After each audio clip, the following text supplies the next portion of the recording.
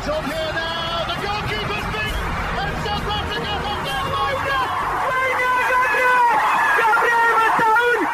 Shaker Sport 2010.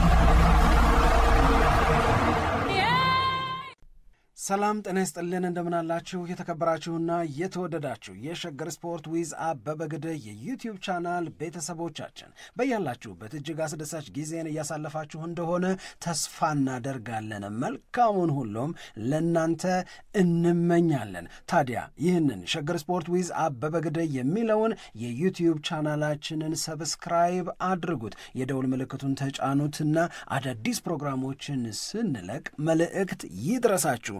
ላይክ በማድረግ እንዲሁም ደግሞ ሊንኩን ለሌሎች በማጋራት በተከታዮች ቁጥር እንድንበዛ የምንሰራቸው ፕሮግራሞችም ብዙ ሰዎች ጋር እንዲደርስ የምታደርጉትን ጥረት አጠናክራችሁ ቀጥሉ እንላለን። እስካሁን ላደረጋችሁልን ድጋፍ፣ እገዛ እና እኛን ለማንቃት ለሄዳችሁት ርቀት በሙሉ ምስጋናችን ትልቅ ነው። በጣም እጅግ በጣም አድርገን እናመሰግናለን። ማንቸስተር ዩናይትድ 3 አትሌቲክ ቢልባኦ 0 ሆኖ የተጠናቀቀው የትላንትናው ምሽት የዩሮፓ ሊግ የግማሽ ፍጻሜ የመጀመሪያ ጨዋታ እንዴት አገኛችሁት? የትኞቹ ጉዳዮች ናቸው ይበልጥ የሚያነጋግሩትና ትኩረት የሳቡት የሚለው ላይ ልንነጋገር ነው። የእውነት ለመናገር ለማንቸስተር ዩናይትድ የትላንትናው ምሽት በጣም ድንቅ ነው፣ ቆንጆ ነው። በጣም በአትሌቲክ ቢልባኦ ሊደርስበት ይችላል ተብሎ የተገመተው ፈተና በመጀመሪያዎቹ 20 ደቂቃዎች ላይ ካየነው በላይ አልዘለቀም። በሁለት ምክንያቶች ማንቸስተር ዩናይትድ ቀድሞ ጎል አገባ። ያንን ተከትሎ ብዙም ሳይቆይ ደግሞ ወሳኝ ተጫዋች በቀይ ካርድ ከሜዳ ወጣ። ፔናልቲ ተሰጥቷል። ሁለተኛ ጎል ገባ። ብዙም ሳይቆይ ሶስተኛ ጎል ገባና የመጀመሪያው 45 3-0 በሆነ ውጤት ተጠናቀቀ። እንግዲህ ብዙ ጊዜ የአንድ ተጫዋች መጉደል በጨዋታዎች ላይ ሚዛን ይቀይራል፣ ሊቀይር ይችላል፣ ወይም የመቀየር እድሉ በጣም ሰፊ ነው። እኔ ግን የእውነት ለመናገር በተለይ ከቅርብ ዓመታት ወዲህ በትላንትናው መጠን የጨዋታ ሚዛን ከአንድ ቡድን ወደ ሌላ ቡድን በአንድ ተጫዋች በቀይ ካርድ ሜዳ መውጣት ምክንያት እንዲህ ሲገለበጥ ግን አይቻላቅም። በቅርብ ዓመታት የእውነቴን ነው የምናገር፣ በጣም ድራማቲካሊ ነው የተቀየረው። በዚህ ውስጥ ታዲያ ማንቸስተር ዩናይትድን አደነቅ ወይስ ወቀስክ ብትይ ማንቸስተር ዩናይትድን ነው የወቀስኩት እኔ። ምክንያቱም የጨዋታው ሚዛን ሙሉ በሙሉ ፍሊፕ አደረገ። አትሌቲክ ቢልባኦ ምንም ማድረግ አልቻለም። ማንቸስተር ዩናይትድ ጌሙን ሙሉ በሙሉ ዶሚኔት አደረገ፣ ጌሙን ሙሉ በሙሉ ተቆጣጠረ። ነገር ግን በመጀመሪያው 45 ከገቡት 3 ጎሎች በላይ ለምን ማንቸስተር ዩናይትድ 4ኛ 5ኛ ጎል ማስቆጠር ሳይችል ቀረ? 3-0 አስተማማኝ ድል ስላልሆነ ሳይሆን 4-0 ከ3-0 ይልቅ የበለጠ አስተማማኝ ስለሆነ 5-0 ከ4-0 ይልቅ የበለጠ ውብ ድል ስለሆነ ማስተማመንን እንኳን ብትታዩ 5-0 ማሸነፍ የሚያስችል ብልጫ ላይ ስለነበረ ማንቸስተር ዩናይትድ ያንን ብልጫ ወደ በለጠ ውጤት ለምን አልቀየረውም? ወደ በለጠ ውጤት ለምን አላሳደገውም?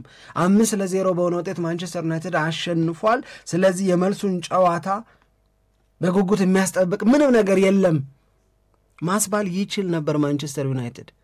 ነገር ግን እስቲ ልብ ብላችሁ እንደገና ወደ ኋላ ለማሰብና ሜዳ ላይ ይሆን የነበረውን የሁለተኛ 45 እንቅስቃሴ ለማየት ሞክሮ አብዛኞቹ ዲያጎናልና ባክ ፓሶች አይደሉም የሚበዙት። ዶሚኔት ማድረግ፣ በተደጋጋሚ ወደ አትሌቲክ ቢልባኦ ፋይናል ሰርድ ወደ እነሱ የግብ ክልል መድረስ፣ በተደጋጋሚ የግብ ሙከራ ማድረግ፣ ማስጨነቅ፣ ኳሱን ከመቆጣጠራቸው የተነሳ የሚጠበቁ በጣም በጣም በጣም የተደጋገሙ የግብ ማግባት ጥረቶችና ተጨማሪ 1-2 ጎሎችን ማንቸስተር ዩናይትድ አለማስቆጠሩ የሚያስወቅሰው ይመስለኛል።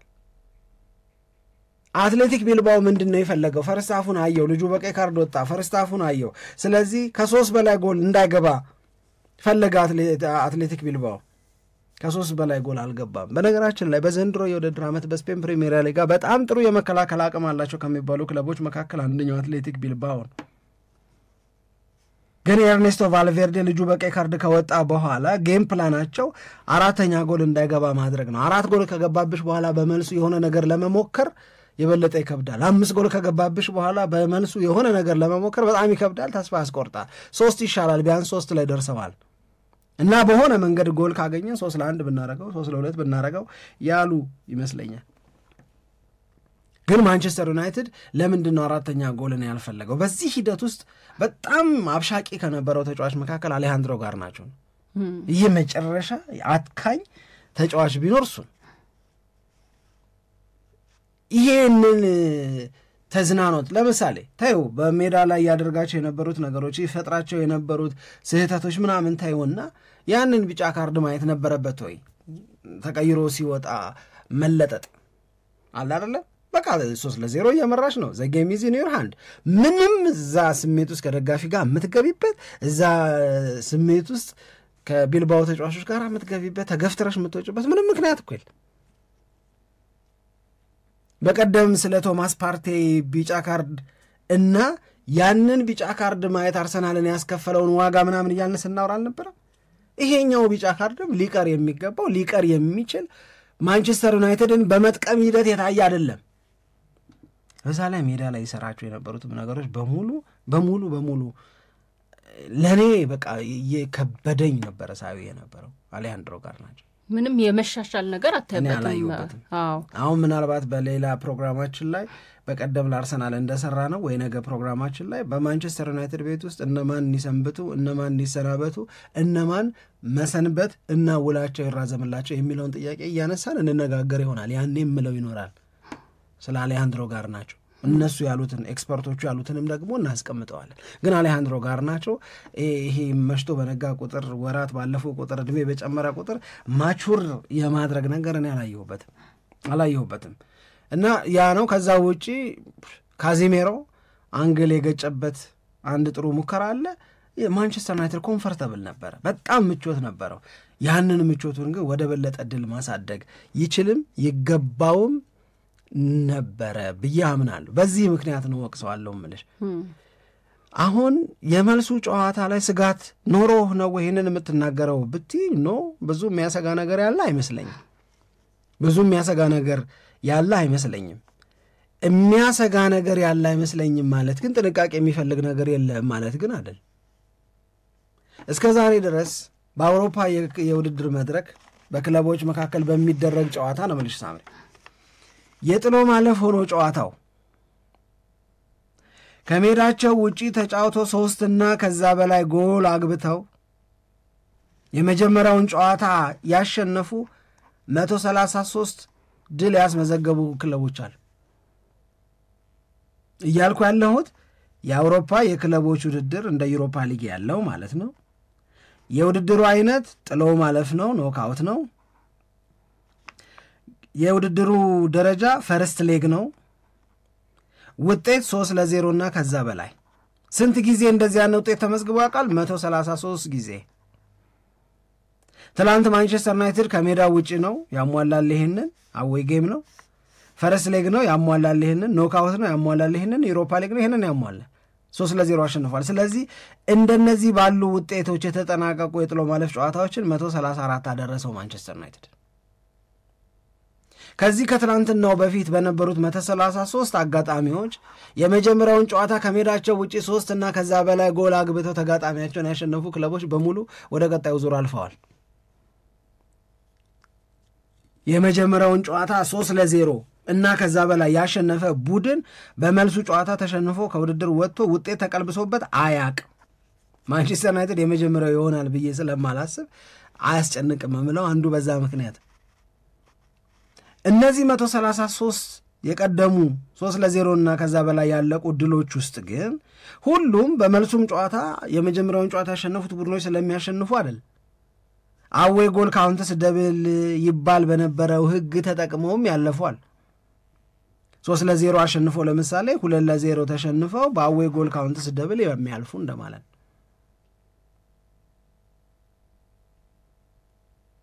እንደነዚህ ያሉ ድሎች አሉ። ወይም 3-0 አሸንፈው ከዛ በኋላ 6-3 ቢሸነፉ 6-6 ይሆናል በድምሩ ግን አዌይ ጎል ካውንትስ ደብል ተብሎ ያለፉ ሊሆን ይችላል። ግን የወደቀ የለም። ለማንኛውም ማንቸስተር ዩናይትድ 134ኛ እንዲህ ያለ ድል ያስመዘገበ ክለብ ነው፣ ይወድቃል ተብሎ አይጠበቅም አንደር ኖርማል ሰርከምስታንስ አይደል። ሁለተኛ ኬዝ የምናነሳው ምንድነው? ማንቸስተር ዩናይትድ በዘንድሮ የውድድር ዓመት በአውሮፓ የውድድር መድረክ 13ኛ ጨዋታውን ነው ትላንትና ያደረገው። አውሮፓ ቻምፒዮንስ ሊግ፣ የዩሮፓ ኮንፈረንስ ሊግ እና የዩሮፓ ሊግ ጨዋታዎች ላይ የሚሳተፉ ክለቦች አሉ። ለምሳሌ ቻምፒዮንስ ሊግን እና ዩሮፓ ሊጉን እንኳን ብትወስጂ 72 ክለቦች ናቸው። ከነዚህ 72 ክለቦች ማንቸስተር ዩናይትድ ብቸኛው አንድም ጨዋታ ያልተሸነፈ ክለብ ነው። 71ዱ ቢያንስ አንድ ጊዜ ተሸንፈዋል። ማንቸስተር ዩናይትድ ምንም ጨዋታ አልተሸነፈ።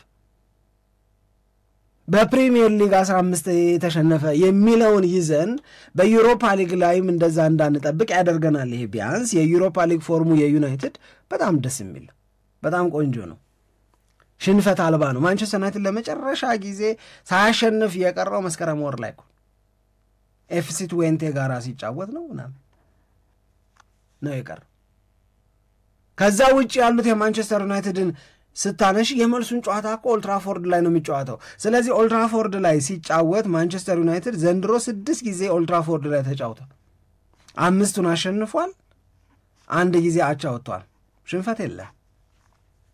ሆም ፎርማቸውም አሪፍ ነው ማለት ነው። ስለዚህ ለምንድነው አበበ ግደይ ማንቸስተር ዩናይትድ የመልሱ ጨዋታ ያስፈራም የሚለው ሲል 3-0 አስተማማኝ ስለሆነ ከዚህ በፊት 3-0 እና ከዛ በላይ ያሸነፉ ክለቦች አልፈው እንጂ ወድቀው ስለማያውቁ ማንቸስተር ዩናይትድ በዩሮፓ ሊግ ዘንድሮ በጣም ጥሩ ውጤት እያስመዘገበ ነው። ሽንፈት አልባ ነው ጉዞ። ከዛ በተጨማሪ ማንቸስተር ዩናይትድ ኦልትራፎርድ ላይ ነው የሚቀጥለው ሳምንት ጨዋታውን የሚያደርገው። በኦልትራፎርድ 5 አሸንፎ አንዳቸው ወጥቷል፣ 6 ነው የተጫወተው። እነዚህ ሁሉ ነገሮች የማንቸስተር ዩናይትድን የመልስ ጨዋታ በስጋት እንዳልጠብቀው ያደርጋል። ግን ጥንቃቄ መኖር ግን አለበት። አዎ ምኑን ይጠንቀቁ? ለምን ይጠንቀቁ ስትይ አሞሪም ቅድም ያለውን ነገር ነው አሁንም አመጣው። የማንቸስተር ዩናይትድ ተጫዋቾች የ3-0 ውጤትን አስተማማኝ አድርገው ወደ መዘናጋት እንዳይሄዱ ምን ትላለህ ተብሎ ተጠየቀ። ሲጠየቅ የመጀመሪያውን 20 ደቂቃ አስታውሳቸዋለሁ አለ። የመጀመሪያው 20 ደቂቃ አትሌቲክ ቢልባኦ እንዴት አይነት ቡድን ነበረ፣ ጫናው እኛ ላይ በምን ያህል መጠን ነበረ፣ ይሄ ትዝ እንዲላቸው አደርጋለሁ አለ። አላለቀም ነው ያለው፣ ግን እችን ጠቅሷታል። እችን ነው አደንቃለሁ ያልኩሽ። ዝም ብሎ አላለቀም አይደለም ያለው የመጀመሪያዎቹን 20 ደቂቃዎች እንዲያስታውሱ አደርጋቸዋለሁ። ያ ማለት አውት ነምበርድ ከመሆናቸው በፊት ዩናይትዶች ወይም በቁጥር መብለጥ ከመጀመራቸው በፊት ወይም ዋን ማን ዳውን ከመሆናቸው በፊት አትሌቲክ ቢልባኦ የተሻለ ቡድን ነበረ፣ የሚያስፈራ ቡድን ነበረ። እንደውም አንዳንድ የእግር ኳስ ባለሙያዎች የሚሉት ምንድነው፣ እንዴት አትሌቲክ ቢልባኦ በመጀመሪያዎቹ 20-25 ደቂቃዎች ማንቸስተር ዩናይትድ ላይ ጎል አግብቶ እንዴት አልመራም፣ እንዴት ላይመራ ቻለ ነው የሚሉት። ስለዚህ የማንቸስተር ዩናይትድ ተጫዋቾች ሊዘናጉ አይችሉም። የሁለተኛ ጨዋታ እኮ አለ።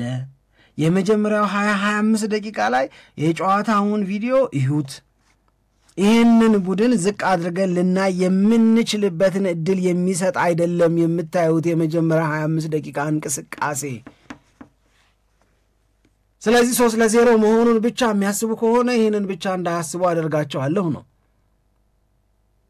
ያ ልጅ በቀይ ካርድ ከወጣ በኋላ ማንቸስተር ዩናይትድ ጨዋታው ሙሉ በሙሉ ተቆጣጥሮታል፣ ተዝናንቶ ነው ጨዋታውን የጨረሰው።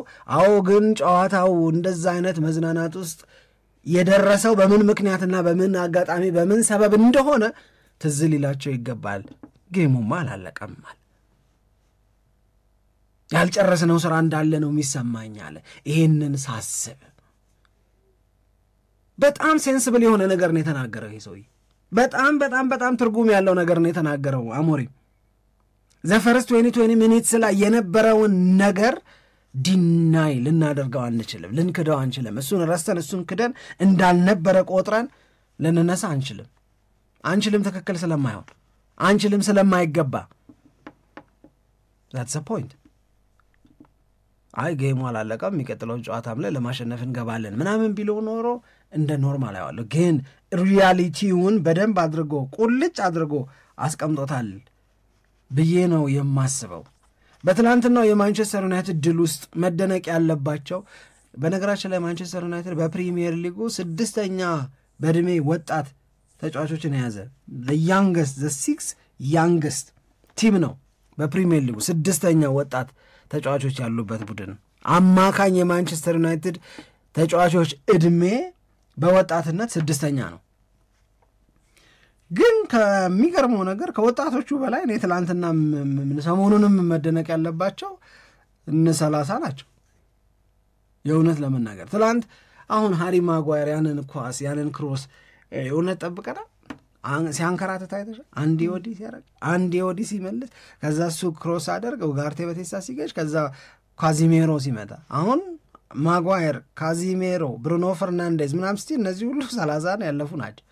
እነሱ ናቸው እኮ ትላንትናም ሱፐርስታር የነበሩት። ሃሪ ማጓየር እኮ በጣም በጣም እኮ የሚደንቅ ነው። ሃሪ ያማል የተባለው እኮ ለዛ እኮ እሷም ያው ዝም ብሎ ነው አይደለም። እኔ ያው ልክ ነው ማለት አይደለም፣ ጨዋታ ነው። ግን በጣም የሚደነቅ እንቅስቃሴ ማሳየቱን ለመግለጽ ሰዎች የተጠቀሙበት በጣም በጣም ብዙ ፒክቸሮች ናቸው ሲወጡ የነበረው። ልክ እንደ ላሚን ያማል አይነት ጸጉሩን አድርገው ላሚን ያማል የሚያደርገውን 2 መነጽር አድርገው ብቻ የቀልድና የጨዋታ እንደሆነ እንረዳለን። ግን ይህንን ያስባለው የምሽቱ እንቅስቃሴ መሆኑን ደግሞ በደንብ አድርገን ነው። አሞሪምም በጣም ነው ያደነቀው። እንዲህ የክንፍ ተጫዋች ሆነ እኮ ሃሪ ማጓየር። ግን ስታንዲንግ ኦቬሽኑን አይተሻል። ተቀይሮ ሲወጣ የማንቸስተር ዩናይትድ ደጋፊዎች ቆመው ነው ያጨበጨቡለት። እኔ እንደዚህ አይነት ሰው ነው በቃ ለእኔ የምር ጀግና ምለው። ትላንትናው ያላጠፋው፣ ትላንትናው አንገት ያላስደፋው፣ ትላንትናውን በዛሬ መቀየር እና በጀግንነት ሰው ቆሞ የሚያጨበጭብለት እንዲህ ላለ ውዳሴ ስሙን የሚጠራው ማድረግ ከቻለ ያ ሰው ነው ጀግና ለኔ። ሲጀምር ጀምሮ ጀግና ከሆነው በላይ የሚያጠፋው አንገት የሚያስደፋው ልብ የሚሰብረው ወቀሳ ውጣ ውረድ ውስጥ አልፎ እንዲህ ባለ ልበ ሙሉነት ቆሞ አገልግሎት የሚሰጥ ሰው የምርም ጀግና ነው። ሃሪ ማጓየር እኮ ኦሎምፒክ ሊዮንን ትቶ ማንቸስተር ዩናይትድ ለማለፉ እኮ ምክንያት እንደውም አንድ ዚ አትሌቲክ ላይ የተጻፈ ጽሁፍ ምን ይላል? ማንቸስተር ዩናይትድ በአውሮፓ የውድድር መድረክ እንዲህ ባለ ደረጃ ላይ ሲገኝ ያኔ ሃሪ ማጓየር ሴንተር ባክ ብቻ ነበር ይላል። አሁን ሃሪ ማጓየር ሴንተር ባክ ብቻ አይደለም። ማንቸስተር ዩናይትድ ጎል ሲፈልግ ወደ ሜክሺፍት ወደ ማጥቃት ይወስደዋል። ትላንት በመስመር በኩል ያንን እንቅስቃሴና ያንን ጥረት ሲያደርግና ውጤታማም ሲሆን አይተናል። እና ልክ ቀይሮ አሞሪም ሲያስወጣው የማንቸስተር ዩናይትድ ደጋፊዎች ክብራቸውን ሲገልጹለት ያ ሁሉ አለፈ። ገባሽ? ወድቆ መቅረት ቢሆን ኖሮ ስብር ማለት ቢሆን ኖሮ ሞራሊ ጠንካራ ባይሆን ኖሮ ልጁ ይሄን ይል ነበር እኮ ያኔም እኮ ይል ነበረ ነገሮችን መቀየር እችላለሁ፣ ከተወቃሽነት ወደ ተመስጋኝነት ማምጣት እችላለሁ ምናምን ይል ነበረ። አይ ዶንት ኖ እንደ ላይፍ ሌሰን እንትና ማጓየር ትልቅ ትምህርት አለ። ግን በእኛም ሁኚ እነጣም ላይ ሆነ የምትሰሪው ሚዲያም ላይ ስሪ፣ አውሮፕላንም አብረሪ፣ የሕክምና ባለሙያሙ ምንም ሁኚ በምትሰሪያቸው ስህተቶች ወቀሳ ሰብሮ ሊያስቀርሽ አይገባም። ለራስሽ ሰከንድ ቻንስ ስጪ and make the next right move። በቃ እሱን አድርጊ። ይሄ ሰዎችን ሮንግ መሆናቸውን ለማስመስከር ምናምን ብለሽ እኮ አይደለም፣ ግን the next right move አድርጊ እንጂ ተሰብረሽ መቅረት የለበሽም። ሃሪ ማጓየር ደጋግሞ ያንን እያደረገ ደጋግሞ እያሳየ ነው ያለው። እኔ ባለፈው የሚያልኩሽን ነው የምደግመው ሳምሪ። ሃሪ ማጓየር ላይ የተሳለቀው ዓለም ነው። እኔን ሊወቅሱ እኔን ሊያሸማቅቁ የሚሞክሩ ሰዎች በጣም ጥቂት በእኔ ዙሪያ ያሉ ሰዎች ናቸው። የመንደር ሰዎች፣ የሰፈር ሰዎች፣ የአካባቢ ሰዎች፣ ጓደኛ ብዬ የተሰባሰብኳቸው ሰዎች ሊሆኑ ይችላል። የፈለገ በቁጥር ከ50 እና ከ60 በላይ አይሆን። ይሄ ግን ዓለም ነው። ዓለም ያልሰበረው ጀግና ማለት ለእኔ ማጓየር ነው። ይሄ ቀን እንደሚመጣ ይናገር ነበረ። ስህተቶቹ እኮ ክሊፕ እየተሰሩ እንድንስቅ እንድንሳለቅበት ይደረግ ነበር። ይሄ የሐኪም ማጓየር፣ ይሄ የሹፌር ማጓየር፣ ይሄ ጋዜጠኛ ማጓየር፣ ይሄ የምናምን ማጓየር ተብሎ ያለ መርባት ምሳሌ እኮ ተደርጎ ስሙ እንጠቀምበት እኮ ነበረ።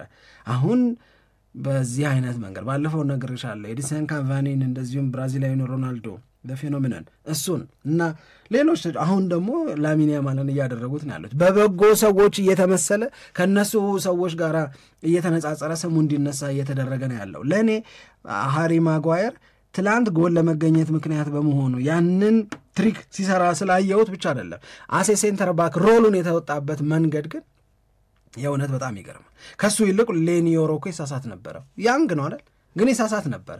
ከሱ ይልቅ ቪክቶር ሊንድሎፍ ነበር አብሮት የነበረው። የጀመሩት እኮ ዮሮ ሃሪ ማጓየር እንደገና ሊንድሎፍ ናቸው በባክስሪ እኮ የጀመሩት።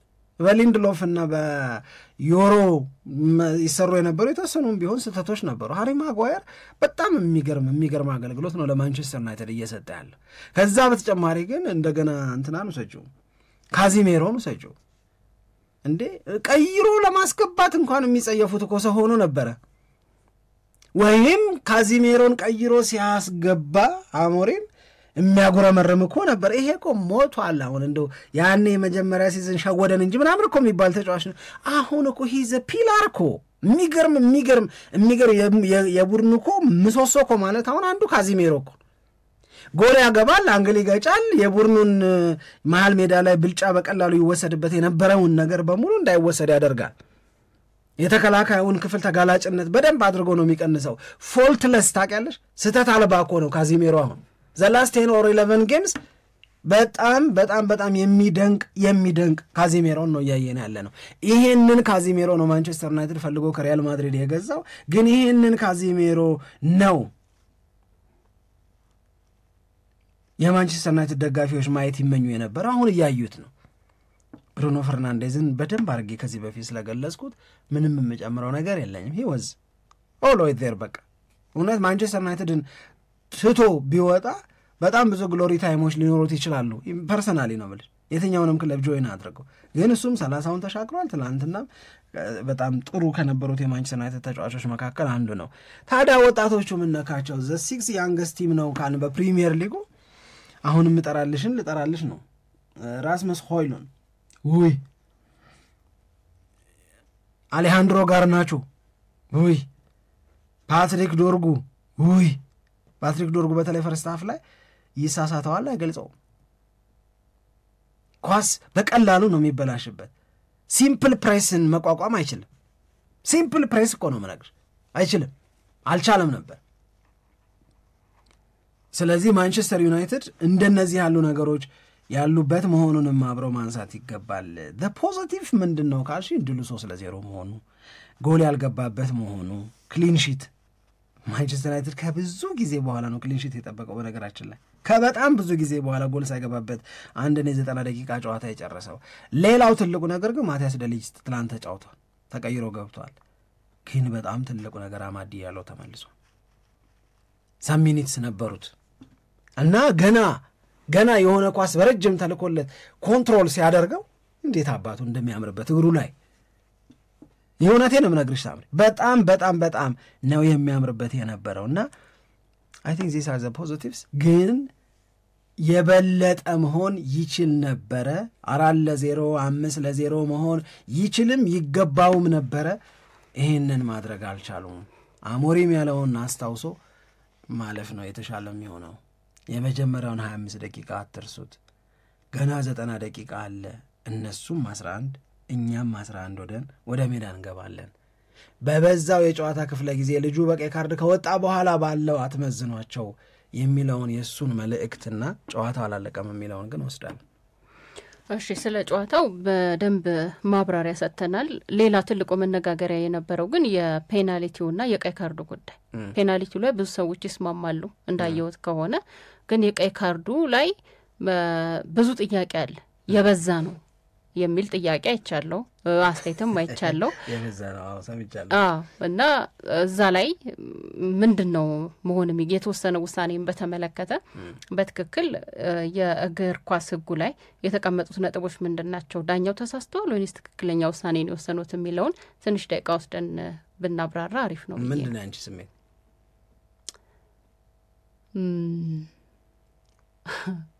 እኔ ጨዋታውን ለማየት የፈለኩትን ጨዋታ እንዳታይ ምክንያት ሆኗል። ማየት ጀምሬ ነበር የመጀመሪያዎቹ ደቂቃዎች ላይ በጣም በቃ አሪፍ የጨዋታ እንቅስቃሴ ጅማሮ ነበረ። ከዛ በኋላ ግን የተፈጠሩት ነገሮች ጨዋታን አይቀይርም ማለት አይደለም። አንዳንድ ጊዜ እንደዚህ በጣም የጠበቅነው ጨዋታ ውሳኔው ልክም ሆነ አልሆነ ግን በጨዋታው ላይ የሚወሰኑ ውሳኔዎች ብዙ ነገር ይቀይራሉ። ትላንት ልክ እንዳየነው ማለት ነው። አሁን በትላንትና ጨዋታ ላይ የቀይ ካርዱ ብቻ ሳይሆን የቢልባኦ ተጫዋቾች በጣም ብዙ ጎል 3 ጎል ስለተቆጠረ ብዙ ነገር እንደተበላሸባቸው እንዲያስቡ አድርጓቸዋል። አእምሯቸውም ደግሞ በሌላ ነገር እንደተወጠረ ያየንበት ጨዋታ ነው። ግን የዳኛው ውሳኔን በተመለከተ ቢያንስ ፔናልቲው ምንም የመጨረሻ ሰው ስለሆነ በእጅ ባይጎትተው ኖሮ ቪቫን የተባለው ተጫዋች ኳሷን ማግኘቱ አይቀርምና ጎል መሆኑ አይቀርም የሚለውን ሀሳብ ልንይዝ እንችላለን። የሚያሳየውም ነገር እሱን ነው። ግን ከዛ እንደገና ቢልባኦ 2 ቅጣት ነው የተቀጣው። 1 ፔናልቲ ይሁን 2 ደግሞ እንደገና ተጫዋቹን በቀይ ካርድ ማጣቱ እና ቢጫ ካርድ ቢሆን አይሻልም ነበር ወይ?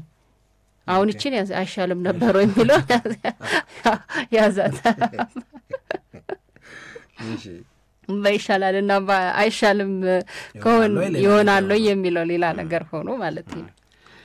እንግዲህ እኔ ደግሞ ማምነው ምንድነው መሰለሽ አሁን የቢልባኦ ተጫዋቾች አእምሯቸው በሌላ ነገር ላይ ትኩረት አደረገ። የቢልባኦ ተጫዋቾች ተረጋግተው ጨዋታቸውን መቀጠል አልቻሉም ከዳኛ ውሳኔ በኋላ የሚለው የቢልባኦ ተጫዋቾች ጥፋት ነው። ይሄንን ያየንባቸው ተጫዋቾች የነሱ አለመብሰል ነው። ሌላ ስም ልሰጠው አልችልም እኔ። ምክንያቱም ተረጋግተው ቢጫወቱ ነበር የሚሻለው። ያንን ያለ መረጋጋት የዛ ስሜት ውስጥ መግባት ምንም አረዳቸውም። የተቀየረም ውሳኔ የለም፣ የተስተካከለ ነገርም የለም፣ በዚህ መንገድ የሚስተካከልም ነገር ደግሞ የለም። በዚህ ሌቭል ኦፍ ኤክስፒሪየንስ ወይም በዚህ የልምድ ደረጃ ላይ የደረሱ ተጫዋቾች ይሄ ምክር እስኪነገራቸው የሚጠብቁ መሆን አለባቸው ብዬ አላምንም። ለማንኛውም በእግር ኳስ ተጫዋች ህይወት ውስጥ ላለ ለየትኛውም ክለብ ብሔራዊ ቡድን ለሚጫወቱ ተጫዋቾች የዳኛ ውሳኔ የሚፈጥረውን ተጽዕኖ ተቋቁሞ የማለፍ ልምድ መኖር አለበት። ውሳኔው ቢስማማሽም ባይስማማሽም ልክ ላይሆን ይችላል። በመረበሽሽ ግን የሚቀየር ነገር የለም። መረበሽ ለነገሩ አይለካም። ወይም ስለቀወጥሽው ስለተቃወምሽ ፕሮቴስት ስላደረግሽ የሚቀየር ነገር የለም። ሌላ ጥፋት የሆነና ደግሞ ለቢልባኦ ተጫዋች እንደዚሁ ቢጫ ካርድ ተሰጠው እኮ ፕሮቴስት ያደረግ ዳኛው ልክ አይደለም ሲል እዚህ ላይ ይሄንን ነው መናገር የምችለው እኔ። የቻሉትን ያህል ተረጋግተው ጨዋታውን ቢቀጥሉ ነበረ የተሻለ የሚሆነው። የበጣም ብዙ ሰው አስተያየት ሪጎሬውን አይቃወምም። ቪቫን የተባለው ተጫዋች ራስመስ ሆይሉን የነበረውን ግልጽ ጎል የማስቆጠር እድል ትከሻውን ይዞ በመጎተቱ አሳጥቶታል ብሎ ያምናል ማለት ነው። ያምናል። ሪጎሬው እንኳን ልክ ነው። እኔ አንድም ሰው አልሰማሁም እውነት ለመናገር። እዚህ ጋር ነው የሚጋጨው። የሪጎሬውን ልክነት ከተቀበልሽ እና ህጉን ካወቅሽ የቀይ ካርዱ ልትቃወሚ አትችይም። ኖ ወይ ምንም እድል የለሽም የምትቃወሚበት።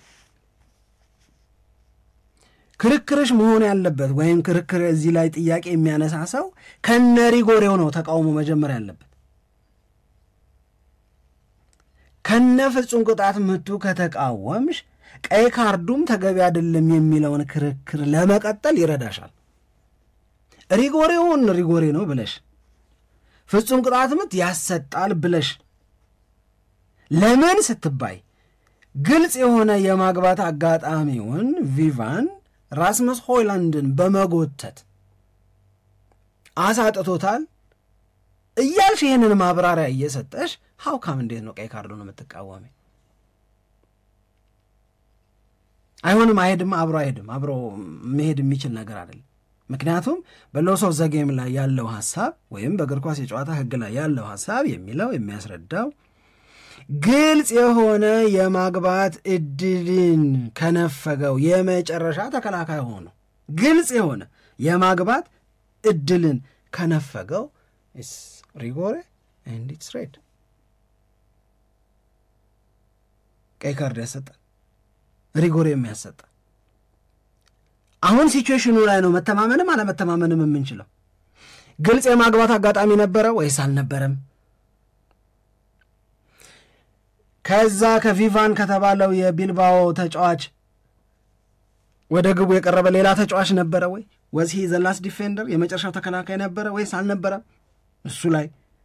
እነሱ ላይ ስንከራከር የመጨረሻ ተከላካይ ሳይሆን የማግባት አጋጣሚው ግልጽ ሳይሆን ግን ፍጹም ቅጣት ምት ክልል ውስጥ እንደጠፋ ጥፋት ነው ወይ የምናየው?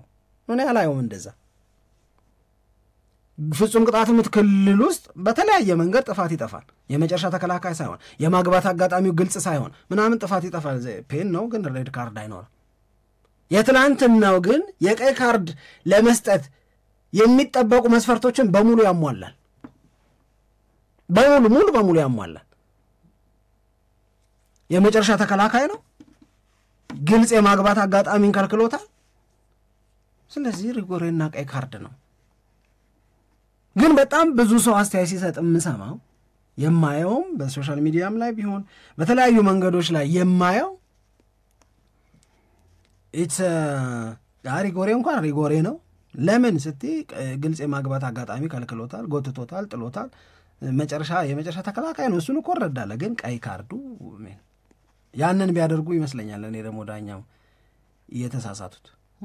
ስለዚህ ትልቁ ቁም ነገር ያለው የመጨረሻ ተከላካይ የሚለውና ግልጽ የማግባት አጋጣሚን ከልክሎታል የሚለው እሷን ብዙ ሰው ስለሚጠቀማት ኦፖርቹኒቲ እቺን ነው የሚያስቀምጣት። ሎስ ኦፍ ዘ ጌም ክሊር ጎል ስኮሪንግ ኦፖርቹኒቲን ዲናይ ካደረግሽ ኢትስ ኤ ፔን ኤንድ ሬድ።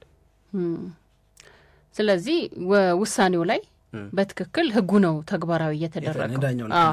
ምናልባት ይሄኛው አንድ ክለብ ሁለት ነገር እንዴት ይቀጣል የሚለው ላይ ጥያቄ ካለ እሱን ያው ህጉ ተነስቶ ነበር እኮ እሱ አስታውሳለሁ፣ በደንብ አስታውሳለሁ። እንደዚህ አይነት ይሄ ደብል ፓኒሽመንት እና አሁን አንቺ እንደውም ተሳስተሻል ነው የምለው እኔ። ሁለት አይደለም እኮ የተቀጣው ሶስቴ ነው የተቀጣው። ማለት ባጠፋው ጥፋት ሪጎር የተሰጠበት፣ ባጠፋው ጥፋት ያንን ጨዋታ እንዳይጨርስ ተደረገ፣ ባጠፋው ጥፋት ሐሙስ ደግሞ እንደገና አይገባም።